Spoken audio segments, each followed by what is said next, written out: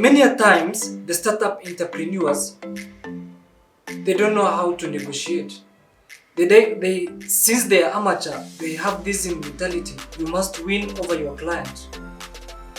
You must get a lot of commission. You must get a lot of profit out of the negotiation, out of the deal, which is utterly, totally incorrect in terms of negotiation.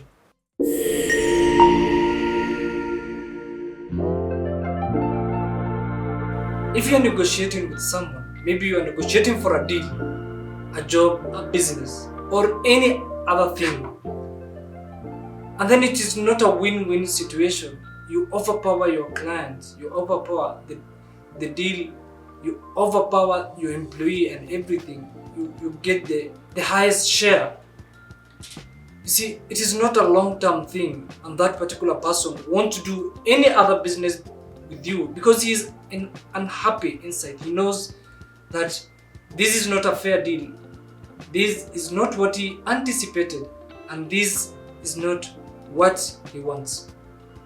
How do we come up with a deal whereby everyone feels safe, everyone goes happy home with something? There are two places whereby we can call it a win-win situation. One is when both of you are happy. How? When you do the deal, both of you compromise on some issues. Both of you tend to back up on some issues, and then you come up on this partner, which is the best alternative to a negotiated agreement whereby every person compromises and you people get the fair deal. And also when both of you are not happy with the deal. So when both of you are not happy with the deal, it's still the same issue, because no one has been conned, or no one has been overpowered, or no one has been maybe hoodwinked or tricked to a deal, and maybe he has signed a deal whereby he's not happy. Both of you are not happy.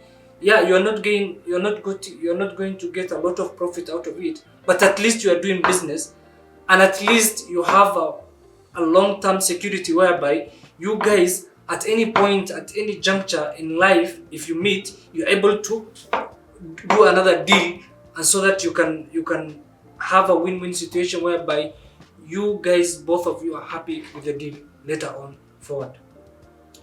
The art of negotiation requires a blend of strategic thinking, communication skills, emotional intelligence, and preparation.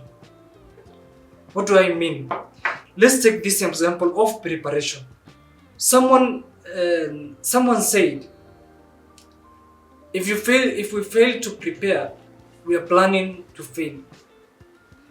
And also, a wise man also said, proper preparation prevents poor performance.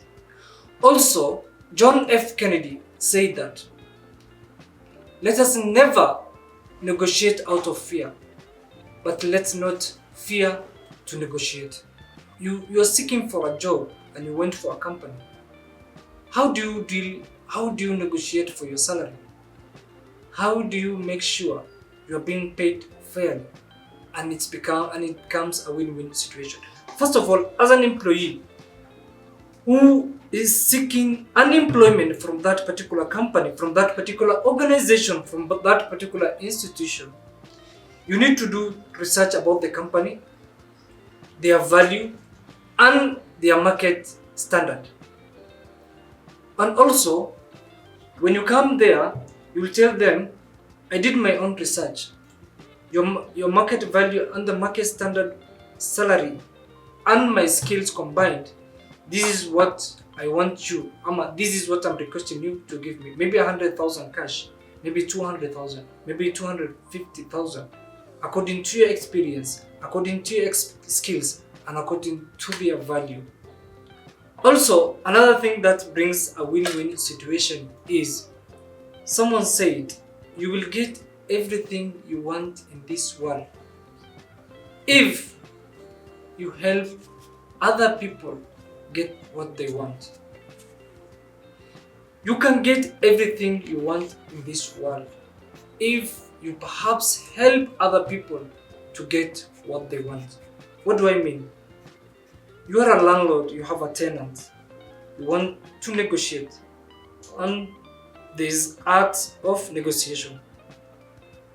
As a landlord, you don't need to have a fixed price. Let's say the economy is bad. Let's say things are not going good in the economy of that particular place you are, or there is little cash flow. As a landlord, you don't have to have a fixed price. You don't have to be strict with that particular tenant of you, because at the end of the day, you're getting income out of him, out of his pocket. If you make him dry for this particular 3 months, and then he ends up having nothing, no cash flow, how will you get rent on the other remaining months? So, as a landlord, if you want a fair deal with the tenant, instead of you having a fixed price, give him a 6-month reduction in the rent under review after a lapse of the 6 months. When you do that, it will have a relief to the tenant, and it gives you a long-term security whereby this guy is going to stay with me. I have seen a lot of landlords, especially the shops and everything. They make it so high. The rents are so high, they are so alarming indeed, that each tenant comes there, stays for 1 month and then leaves. That is a bad image for the company, that bad image for that particular business, because this word spreads. They say walls have ears. They spread, and every person, every entrepreneur gets to know about it, and then they will avoid your place at all.